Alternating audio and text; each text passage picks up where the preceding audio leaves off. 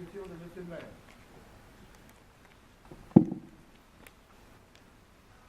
Message du secrétaire d'État auprès du ministre de la Défense, chargé des anciens combattants et de la mémoire du 8 mai.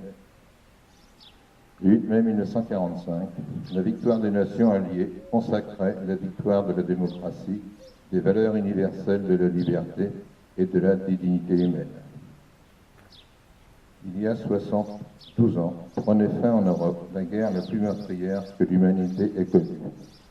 Plus de 50 millions de femmes, d'hommes et d'enfants, dont la moitié de civils, périrent. Dès le 18 juin 1940, par la voix du général de Gaulle, la France avait dit son refus et sa volonté d'agir pour retrouver sa place au sein des grandes nations afin de porter son message universel de liberté, d'égalité et de fraternité. Le 8 mai 1945, la France était à Berlin, effaçant la défaite de mai 1940 et l'esprit de la collaboration. Aujourd'hui, nous rendons hommage à toutes les générations de la Seconde Guerre mondiale. Hommage aux combattants de 1940, dont les sacrifices permirent, lors des combats restés dans les mémoires comme en Norvège, à Montcornet ou à Chasselet, de ralentir l'avancée de l'armée allemande au printemps 1940. Beaucoup d'entre eux laissèrent leur vie lors de la bataille de France et firent l'honneur de nos armées. Hommage à toutes ces femmes et à tous ces hommes, français ou venus du monde entier, issus de toutes les origines et de toutes les cultures, conjuguèrent leurs efforts pour libérer le territoire national et faire triompher la fraternité. Hommage aux Français libres, qui, audacieux, précurseurs, venant de France, d'Afrique ou d'ailleurs, légionnaires, tirailleurs, marsouins, marins ou aviateurs, constituèrent une admirable corps de volontaires ayant en commun la croix de Lorraine. Ces soldats de l'armée d'Afrique, anciens de Bir Hakeim, débarquèrent en Provence. Ceux du commandant Kieffer furent les premiers Français à débarquer en Normandie. Hommage aux résistants de l'intérieur, de toute conviction, qui choisirent de mener le combat sur le territoire national au sein de réseaux de mouvements de maquis. Hommage aux victimes de la déportation, condamnées pour leurs idées ou pour ce qu'elles étaient et qui subirent l'innommable. Souvenons-nous des milliers de victimes civiles, hommes, femmes et enfants, qui subirent représailles et bombardements. Souvenons-nous également de ces victimes trop longtemps oubliées, gens du voyage fichés et internés, malades et handicapés, morts de délaissement dans les établissements qui les hébergeaient. Notre pays s'est construit après 1945 sur le souvenir de ces tragédies et par la volonté de vivre ensemble au sein d'une Europe en paix, unie, préservée des nationalismes et des idéologies totalitaires. C'est cette volonté qui a permis la réconciliation des nations européennes et c'est sur cette base que la construction européenne fut possible. Aujourd'hui, 60 ans plus tard, l'union de ces nations est la garantie de la préservation de la paix et de la liberté des Européens.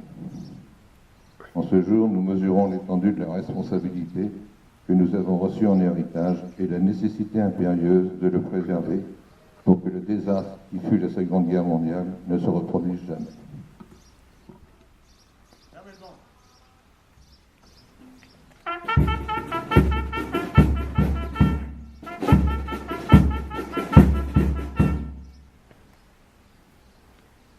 Dépôt de gel par M. le maire de Grèce-Mois.